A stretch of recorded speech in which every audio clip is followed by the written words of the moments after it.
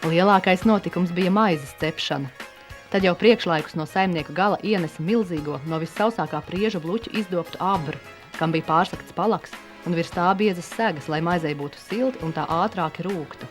Abru novietoja pie karstākā mūra, un drīz vien maizes gars mīklā atmodās, sāka dumpoties un celties uz augšu. Apseks kustējās, un abrā izliecās liels kūkums, it kā tur gulētu dzīva būtne. Meita, kur svaiga liesmoja tāpat kā krāsns uguns, rausa ar apdegušo kruķi pa to laiku ārā pēdējās ogles un izslaucīja svelmi elpojušo krāsni ar līko pātagu. Krāsns priekšā no nesveķainas, bet sausas malkas sakūra vieglu un gaišu piekuru uguni, un tad jau bija klāts saimnieces laiks.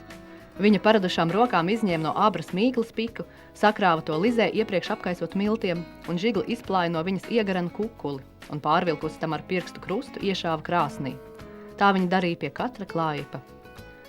Kad maizes iešaušana bija beigusies, viņa atvilka elpu un noslaucījusi vielī sakarsušo un nosvīdušo seju apsēdās gultā iepratīm krāsnī. Visas sarunas, kas tagad notikās, bija mierīgas, laipnas, vēlīgas, kā tas notiekas, kad daudz piedzīvojušas sievas nosēžas ap nedēļnieces gultu. Drīz vien runātājām iesitās kaut kas nāsīs un lika tām pārtraukt valodas. Lēna un mīlīga, kā skaista, laipna un kupla sieva, no krāsnes sāka kāpt smarža un piepildīdama istabu gāja pa durvīm pagalmā, vēstīdama, ka maize ir gatava un prasās laukā. Tad meita saķēra līzi un tūlīt uz viņas parādījās brūns kukulis ar ievilto krusta zīmi mugurā. Saimniece paņēma to vēl gluži karstu un kā bērnu piespiedusi pie krūtīm nesa pie loga un aplūkoja viņu zinošām acīm. Novērts ķimenēm, gluži brūns tas spīdēja saulē. Kad saimniece to pārlauza, kupls un kūpošs tvaiks izšāvās no tā iekšienes un ietina sevī viņas seju. Maizes ceļš. Kāds tas ir? Kur ir tā sākums? Mēs braucām uz Zemgali, uz Tērveti, lai tur notiekošajos zemgaļu svētkos izietu maizes ceļu. Jā, sākot no paša sākuma. Ar ko jāsāk jūgt zirgs? Apaus no priekša liek. Jāliek zirga mutē.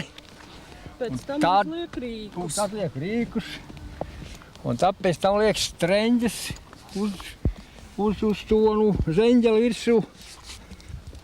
Kas ir streņģes un zveņģeles? Tie skaitās zirgam nāk klāt zeņģeli un ties, jā. Zveņģeli ir tas koks pie arkla, pie kā pieāķē zirgu. Jā. Pats arklis ir tas koks. Viņi Streņģes. Streņģes šitās ir. Steņķis ir šitie tajā, ko piesien.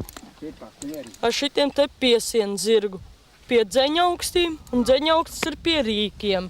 Visu piesien sagatavo, lai viss būtu aptuveni vienādi. Un tad liek uz to zeņģeli virsū. Tā uzliek uz zeņģeli un tā var iet braukt. Uzliek vienā pusē, tad aiziet otrā pusē. Paga, brincīti. Viņš jums solīt mikrofonu paņem. Uzliek virsū. Vai viss kārtībā. Cik minūtēs var iejaukt to zirgu? Tos 5 minūtes mierīgi. Nu, tas ir kāds jūdzējs. Jā, kāds jūties pareizi. Riņķeri. Zemi tādu arpataina. Ķerās arklā iekšā. Ka tāda mīksa zemi teiku pirmo. Pietubišķi. Priekš kam 21. gadsimta puikam jāzina, kas ir zveņģeles, kas ir dzeņaukstis. Nu, ja zirgi patīk, tad viss jāzina. Jā, pareizi. Ja pašam 5 zirgi, tad viss jāzina. Jā. Tev ir 5 zirgi? Pašiem 5 zirgi mājās. Šitais ir mans personīgais. Kā viņi sauc? Princis. Un ko tu dari ar tiem zirgiem? Es ar viņiem strādāju Tērvetes dabas parkā. Vizinu turists. Tērvetē varētu puiši ir. Cik agrāk lieli bija tie lauki? Te bija pa 10, 12 hektāri, 15 hektāri. Un visa zirgu āra. Jā, visu zirgu apstrādāja. Un kā varēja zināt, cik dziļš jār miežiem, ka viešiem auzām? Un tas ir 10-15 centimetri dziļākais. Dziļāk nejārā. Šis ir viens zirgārklis. Tās ir viens taķītis, ko kartuļus vāgas dzen. Un, kad ir 2 zirgi, tad 2 zirgi velk pa īstam? 2 zirgus vajag, jā. Arī var. 2 zirgus federā skaitās 2 zirgus federē. Ar, 9 zari. 2 zirgus federēm. Jūs pat... Viens zirgs federē ir 5 zari. Ir kādi ticējumi saistīti, vai kad drīkst tart, ko drīkst vai nedrīkst darīt arot? Nu, tas skatās arī mēnesi laikos, kā tur iznāk. Vecā laikā laigot tart, strādāt zemi, tad nizāli neaugot. Bet mieža arī varbūt neaug. Mieži sasiet, viņa laika nav 2 saules. Kad ir 2 saules? Mēnesis augsts un saulēts. Tad nav brīvsēti. Ariet, brāļi, ecejieti, apgriezieti gulēliņ. Ariet, brāļi, ecejieti, apgriezieti gulēliņ. Lai līgoja rudzi mieži lielā ļaužu tīrumā. Lai līgoja rudzi mieži lielā ļaužu tīrumā. Kurš īsti bija labākais sējas laiks labībai? Nu, labībai ir 2 sējas laiki, jo labība dalās vasaras labībā un ziemas labībā. Nu, vasaras labība tās ir auzas, tie ir mieži, tie ir vasaras kvieši, ko sēja pavasarī, nu, un rudzus. Rudzi ir ziemāju un rudzus sēja rudenī. Un mūsu laikos ir arī vēl ziemas kvieši, un tos arī sēja rudenī. Tāpēc ir 2 laiki. Pavasars un rudens, tas tā 3 mēneši mūsdienu kalendārā. Kad tā bija? Jā, nu, pavasarī sēja, laikam, aprīļa beigās, māja sākumā, un pēc senām tradīcijām arī ļoti strikti vēroja dabu. Un bija vecajiem ļaudīm zināšana, kad sēt, protams, ir šīs mēnesis fāzes ievēroja, vai vecā vai jaunā mēnesī. Un arī saka, ka pavasarī labība jāsēja ir jaunā mēnesī. Un tur bija arī tādi, kā ievēroja, kāds vējš tais dienās pūš. Un centās nesēt tad, kad bija tā saucamie slapjie vēji, tātad rietumu vai dienvidu vējš, kurš tad nes to mitrumu. Ja, un, lai labība labi nobriestu, lai būtu laba raža, tad katrā ziņā vai ziemeļu vai ziemeļaustrumu vēji. Un arī vēl skatījās mākoņos, lai mākoņi būtu tādi gubu mākoņi, tādi biezi, lai labība biezi aug. Tas nav tāpat pa jokam, jo cilvēkam ar dabu ir jāsadzīvo. Un cilvēks pret dabas spēku neko nevar darīt.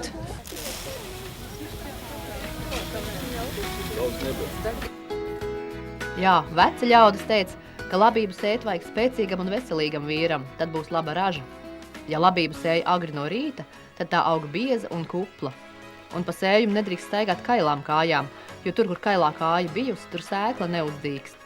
Turklāt svarīgi, kad iesākts sēt, bet visi lauki vēl nav apsēti, tad sējais nedrīkst bārdu, skūtu un matus griezt, jo tad apgriestu labībai asnus. Un visbeidzot, lai labība labi augtu, tad pēc sēšanas ecēšus ir jāapgriež ar zariem uz augšu. Kā vienmēr ir sēt pret pirmo sējumu pret ziemeļiem, var pēc tam uzreiz pagriezties un citā virzienā, bet pirmais sējums varbūt ne tikai iet, bet pirmo izdarīt to vēzienu pret ziemeļiem. Lai labāk auga raža, lai nenoskaustu skauģi. Tā ir pieņemts bija. Un cilvēki varbūt dažreiz pat nezināja, kāpēc tas jādara, bet darīja tā. Jo tēvi tā darīja, tad arī? Tēvi tā darīja, un viņi ticēja saviem tēviem.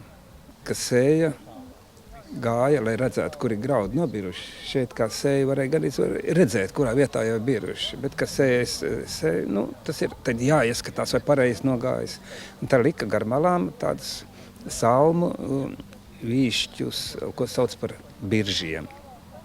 Tā kā ir Latvijā birža, Lietuvā birža, tās ir pilsētas, bet tās ieguvušas nosaukumu tieši no tā vārda, ka birža atzīme, ka pirmo sējumu sāk no lauka vidus, tad 2 bērni vai gana puikas vai meitenes nekas gāja un skatījās, cik tālu graudu nobiruši. Sēšana nesāk tāpat vien, bet no lauka vidus. Kāpēc? Jā, tautas tradīcijās tā ir rakstīts. Un droši vien, ka tā ir arī ievēroja. Un, kā es teicu, nekas nav tāpat. Un ka artu un sēt sāk tā no lauka vidus. Sakot, tas ir tautas līdzeklis, tautas maģija pret skauģiem, pret nelabvēļiem, lai nevarētu noteikt, kurā vietā, kur pirmā vaga sākas un kur tas birzums, kur tas gals. Un tāpatās kā pavedienu, kad nevar to galu dabūt, tad nevar saprast un tad neko nevar izdarīt sliktu. Ja?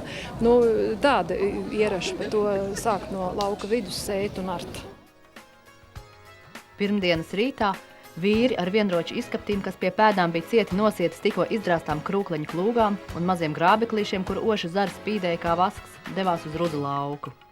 Sievas un meitas Bija rokām uzvilkušas garas aproces, lai asie salmi nesaskrāpētu stilbus. Ar kustībām, kas bija iedzimtas kopš paudzēm, vīri ķērās pie darba un izkapša zilie spožie asmeņi dziļi iecirtās biezajos rudzos. Tā kā salmi bija resni, tad tās skanēja, bet rudzu lauks izskatījās rāms un likās nenojauda, ka pēc pāris dienām tas jau gulēs pie zemes. Kad liels daudzums kūļu zāļainiem apakšējiem galiem jau bija izstiepušies uz lauka garās rindās, pie darba ķērās sievietes. Viņas cilāja tos tāpat kā cilā mazus bērnus un sasējušas tos saišķiem kā jostiņām nostatīja gubiņās. Brīžiem apvāršņa malā parādījās balti mākoņi sarkaniem galiem un mirkli noraudzījušies klajumā atkal pazuda, aiznestami citiem tāliem apvidiem vēsti par labības pļauju zemgalē. Tu manu bāveliņ, tavu lielu rudzulā, Trīs dieniņas talka pļāva, vēl maliņas neredzēja. Trīs dieniņas talka pļāva, vēl maliņas neredzēja. Dieviņi šodien saules vajadzē. Dieviņi šodien saules vajadzē. Šodien mani bāleliņi talku veda tīrumā. Šodien mani bāleliņi talku veda tīrumā. Talku veda tīrumā. Cik daudz labības jāņem? Vienkārši saujiņu paņemt, lai var sadalīt uz pusēm. Viņu sagriež, tad jau viņš nekur nepaliek. Nu, un šito noliek apakšā, lai viņš nekur neaizmūk. Un liek uz šitā kūlīša, apgriež otrādi un te atkal tāpat. Viņu sasien. Un aizsprauž apakšā. Un cik ilgi viņam tur tā jāstāv, tad kamēr... Kamēr, ja ir labs laiks, tad jau ātri tie graudi izžūst. Ja ir lietains, tad uztaisa cepuri.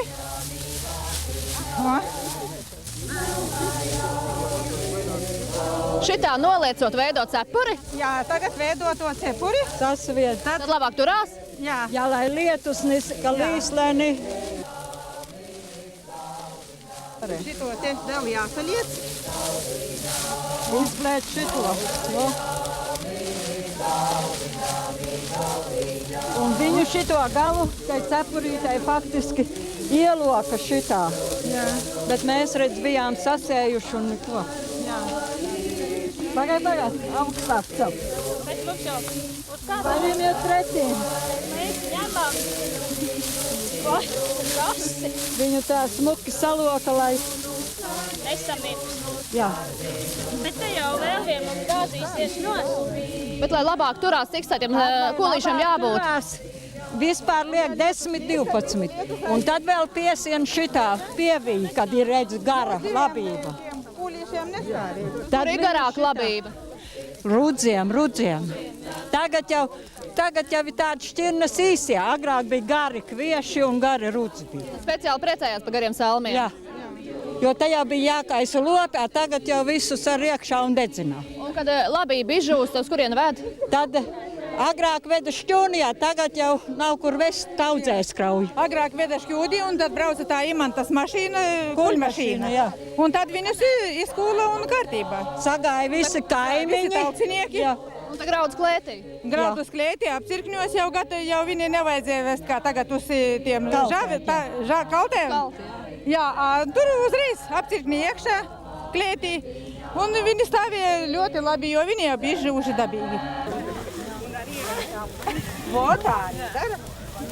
Tieši tā. Piemēr, lai iznāk kārtīgi. Sapin un aizbāž apakšā, lai viņš nejūk ārā. Trāc, te taču bez pirkstiem var pūt. Kādiem pirkstiem? Viss ir ok. Jā, iestrādāju. Nu, drošības pēc. Jūs tās arī gāja sēdams? Nē, mans tēvs bija Staļina ekskursijās izbraucis uz Krasnojarsku, un tā mans vectēvs sēja. Un es augu pie viņa un redzēju, kā sēja. Vēl bija pļaumašīna, kādreiz zirgu pļaumašīna, ka pļāva un meta tādos nopļāva un samet kulīšos, kur tas bija ar tiem, varbūt atceraties ar tiem tādiem, gāja tāds pārni apkārt augšā un tad nomet vienu kūlīti, nomet otru. Un tad sievietes gāja un sēja un bērni parasti lika statiņos. Šeit gan mēģināja uzlikt tās cepurītes virsū otru, piesienu drusku pie salmu galiem vairāk un tad uzliek. Zemgalē tā parasti nelika. Cik mēs zinām, tagad laika apstākļi arī visvairāk līst kur? Austrum Latvijā. Cepurs bija Latgalē. Jā, un zemgalē nelika. Un vārps, kā ievērojot, vienmēr ir viņas jau noliec šādi, viņas gatavs. Viņās nelīst iekšā ūdens, tā kā nebija jāliek. Ja speciāli daudz lietas līst, tad lika speciāli virsū. Visā Latvijā pazīst tradīciju, ka beidzot pļaušanu pēdējo rudzu kūlīti atstāja lauka vidū par godu jumim. Ļaudis zināja, ka tad lauks būs auglīgs, darbs svētīgs un pateicoties jumja gādībai, lauks arājus, sējējus un pļāvējus gaidīs arī citu gadu.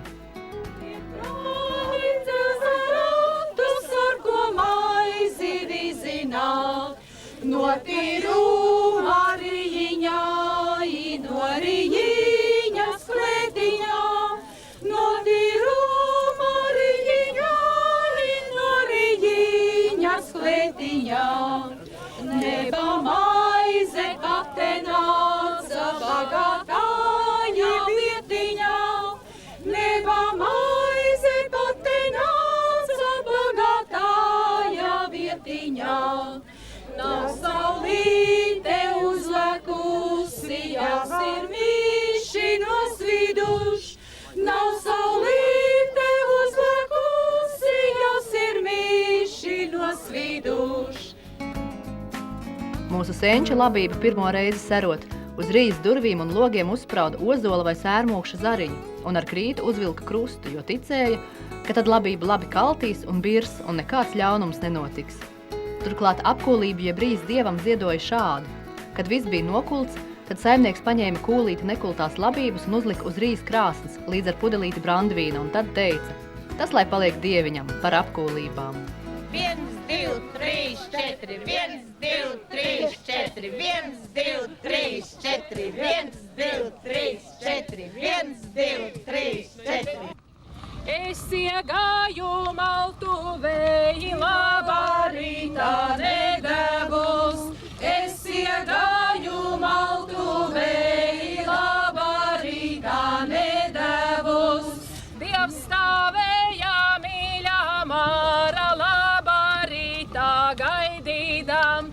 Dievs stāvēja mīļā māra, labā rītā gaidīdam. Dievam devu labu rītu, mārai labu veselību. Dievam devu labu rītu, mārai labu veselību. Vēlēkaisi akmentiņi nāca ar mani spēlēties. Vēlēkaisi akmentiņi nāca ar mani spēlēties. Saspēlēsim rodzosijā kopā vienai saujiņai. Saspēlēsim rodzosijā kopā vienai saujiņai. Smalki malu videlēju, maliņām ceļā. Kurēdīse launa ziņu, kurēdīse launa ziņu, viņš mani piemine. Vecās saimnieces zina teikt, kad maizē iejavu jauc, tad ar lūpām jāsmukšķina, tad maize labi rūkst. Tāpat samīcītāji mīklai vajag uzsist 3 vietās krustus, tad neēd tik daudz maizes. Un jāatceras, ka maizi mīcot nedrīkst turēt logu vai durvis vaļā, jo tad viss rauks iziet ārā. Cik ilgi maizi jāmīca? Mīkla ir jāmīc tik ilgi, kamēr tā lec no rokām nost. Tā ir vai rupmaize vai baltmaize. Viņa kūkaina paliek tāda. Un arī, kad izmīca. rudzu mīkla, kad ir gatava, ka viņai mīkla sākot tā kā runāties un ka pārbrauc ar roku pāri, tad it kā veidojās tādas sīkas, tā kā tādas putiņas. Viņai, jā, bet galvenais ir pirmā pazīme, ka lec no rokām nost, ka vairs nekur nekas nelīp klāt, tad jau mīkla nāk gatava. Un cik stundas paiet, kamēr mīkla izmīt? Nu, stundām jau tas nav, stundas laikā jau var izmīcīt. Stunda paiet, bet ilgāk ne. Bet mugura slapja? Mugura slapja, jā. Ir tam sviedros jāstrādā. Sviedros jāstrādā un vēl jau ir ieraži dažādi tautas ieražās ir rakstīts, ka, lai maize labi rūktu, pirmkārt sievai būtu vēlams būt tādai kuplai, apaļīgai miesās, lai tie kukuļi lieli apaļi. Un vēl saka, lai maize labi rūktu, tad mīcītājai esot jābūt sirdīgai, dusmīgai, ka labi rūks. Rūkst maizīte kā Rīga, kā Cēsis, kā jaunu meitu prāts uz puišiem, vai rūkst maizīte kā Rīga, kā Cēsis, kā mans resnais vēders. Bet to mīcītāju vēl vajag nokaitināt, lai tā maizīte labi rūkst un labi mīkst. Jā, lai dusmīga paļi. Lai dusmīgi vajag. Jā. Kas īsti ir tai maizes mīklā? Milti, ūdens? Mīlestība. Jā, mīlestība galvenais. Visu jādara ar mīlestību. Un bez mīlestības, kas vēl? Nu, kas? Miltiņi, ūdens un bišķi sāls.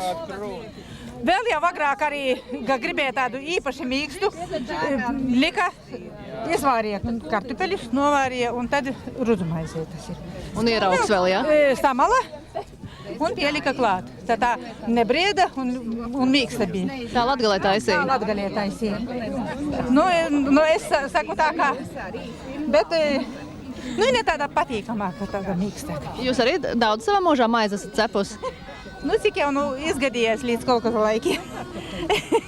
Bet māte un vecmāmiņa tek cepa? Nu kā te? Kad maizīti beidz mīcīt, tā jāapkais ar biezu kārtu miltiņu. Ja kāda saimniece žēlos miltus, tad viņiem bērniņiem būs plāni matiņi viņas bērniņiem. Parādieti man maizīti, es pateikšu cepējiņu. Parādieti man maizīti, es pateikšu cepējiņu. Kā šuniņa tā maizīte, kā bitīte cepējiņa. Kā šuniņa tā maizīte, kā bitīte cepējiņa.